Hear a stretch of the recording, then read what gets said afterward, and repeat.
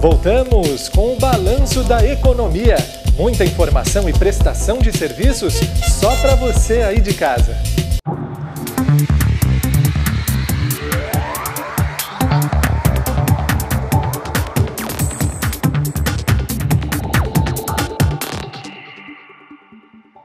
O Balanço da Economia está no ar. Nessa edição você vai ver uma previsão mais tímida do governo para a economia brasileira. O aumento do cheque sem fundo e a internet mais barata também são temas deste Balanço da Economia. Na entrevista de hoje, nós vamos falar com o educador financeiro Júlio Santos, do Instituto DISSOP. O ministro da Fazenda, Guido Mantega, disse esta semana que o Brasil vai crescer menos do que o esperado, mas está preparado para enfrentar a crise econômica. Em audiência no Senado, o ministro pediu para os parlamentares não votarem projetos que aumentem os gastos do governo. A crise que o mundo enfrenta está mais grave e ainda pode durar 2 anos, com o baixo crescimento dos países ricos. E esta avaliação foi feita pelo próprio ministro da Fazenda, Guido Mantega. A crise começou com uma crise financeira dos bancos que estavam quebrando. Aí o Estado socorreu e se transformou numa crise da dívida soberana. O abacaxi estava no colo dos bancos, passou para o colo do Estado. O ministro disse que a situação da economia brasileira é bem melhor do que há 3 anos. Em torno de 4% do PIB, que é suficiente para continuar gerando a arrecadação, bancar os custos e fazer o superávit primário que é necessário para o país. Estaremos gerando todos os empregos que são necessários para o país. Se houver algum agravamento da crise internacional, aí nós vamos atrás dos problemas e vamos resolvê-los. Além da previsão do ministro Guido Mantega da Fazenda, a economia brasileira já deve encerrar este ano com desempenho mais modesto. Um relatório divulgado pelo Banco Central no início da semana já aponta uma queda de crescimento na economia brasileira. O impulso pelas compras, os juros altos e as datas comemorativas têm elevado o número de cheques devolvidos no país. A carga tributária no país é alta e isso é um consenso. Não adianta. Mas não dá para usar o argumento de altos juros para não se pagar o que compra no mercado. De janeiro a julho, o percentual de cheques devolvidos ficou ligeiramente mais elevado que o índice do mesmo período de 2010. Foi 1,94% este ano contra 1,86% em 2010. Nesse período, a região norte foi a que teve o maior percentual, 4,8%. Em seguida, aparece o nordeste, centro-oeste e o sul do país com os maiores índices. O menor índice foi apresentado pela região sudeste, com 8,58%. Segundo economistas da Serasa Experian, os juros altos em razão da política monetária restritiva do governo para o controle da inflação estimularam a volta dos parcelamentos. As datas comemorativas aqui no país também influenciaram o aumento do cheque sem fundo no acumulado de 2011. Nós vamos falar agora com o educador financeiro do Instituto DISSOP, Júlio Santos. Ele vai explicar um pouquinho como é que funciona o orçamento familiar em tempos de crise financeira, não é, professor? Perfeito, Gustavo. Hoje em dia é muito importante em família a gente aprender a administrar o dinheiro. E como é que nós começamos? Com os nossos filhos, dizendo para eles que eles precisam valorizar o dinheiro. A questão não é a quantia, se é a mesada, se é aquele dinheiro esporádico. Eu preciso dizer para os meus filhos, nós precisamos primeiro respeitar o dinheiro, sempre guardar uma parte e depois comprar. A grande questão hoje é que nós temos uma sociedade voltada para o consumismo e esse consumismo atrelado ao crédito fácil, ele faz com que as pessoas gastem além das suas possibilidades.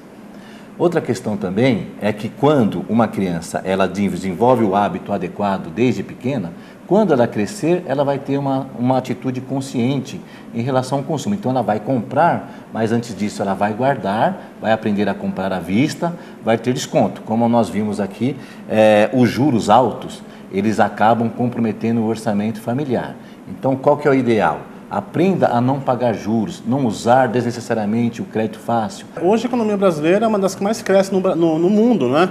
É um dos países emergentes de destaque, não é verdade? Então, o crescimento do nosso país hoje não é em dinheiro real, em renda, em economia da população, é em crédito, em empréstimo do que o consumidor faz aos bancos. Como que...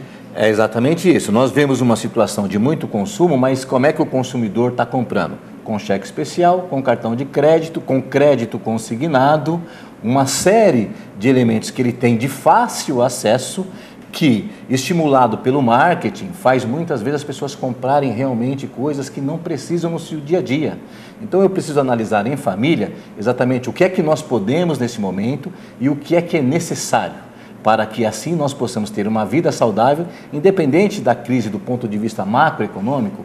Qualquer família hoje, se administrar conscientemente as suas finanças em conjunto, ela vai ter uma vida estável, vai ter a sua sustentabilidade financeira. Professor, uma pausinha.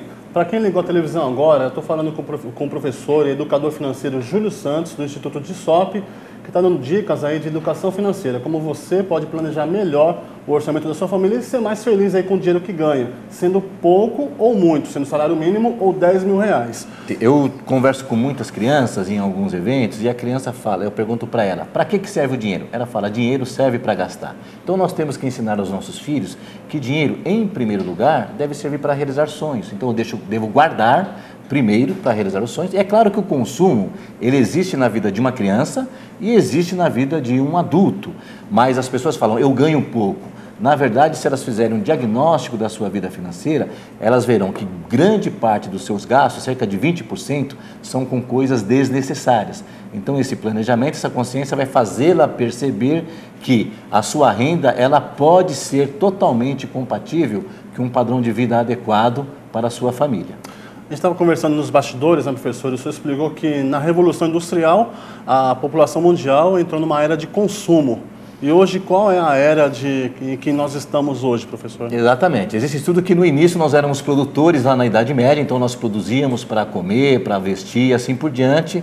Com a Revolução Industrial, com a chegada do carro, da televisão, do celular, nós nos tornamos consumidores e hoje nós somos devedores. Nós devemos praticamente tudo que temos.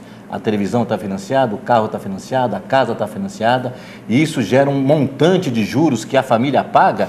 E é isso que compromete a sua satisfação, porque ela sempre vai trabalhar o quê? Para pagar contas. Então nós precisamos mudar esse modelo cultural do consumo à base de pagamento de juros, à base de financiamento. É possível, com reeducação, com diálogo dentro de casa e saber o que é necessário para nós na nossa família. Professor Júlio, é difícil para uma criança de 3 anos de idade hoje aprender a discernir se ela deve ou não guardar dinheiro para realizar um sonho no futuro? Não, é muito mais fácil uma criança aprender, e quanto mais cedo melhor, com 3 ou 4 anos, do que um adulto. Porque o adulto ele se reeduca. Então uma criança, você senta com ela e fala, filho, toma aqui 2 moedinhas de 50 centavos. Uma você vai guardar para realizar o seu sonho e a outra você vai gastar. Nessa tenridade, ela está aprendendo coisas novas, ela vai assimilar isso, vai se tornar um hábito e na cabecinha dela sempre vai ter o sonho do carrinho, da bicicleta, do videogame e ela vai começar a guardar e sem constrangimento, sem achar que está deixando de consumir.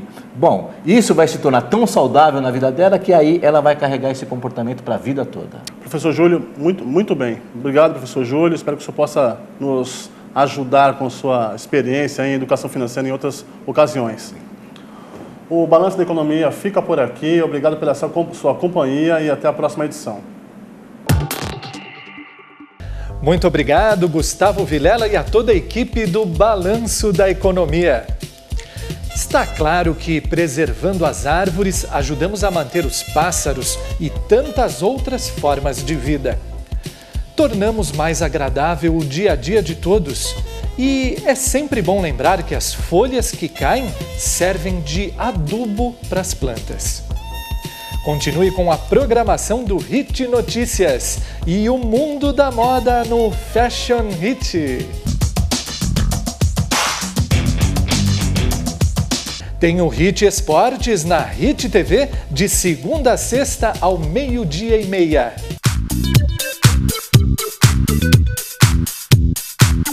Muito obrigado pela sua companhia. Boa sorte. Tchau.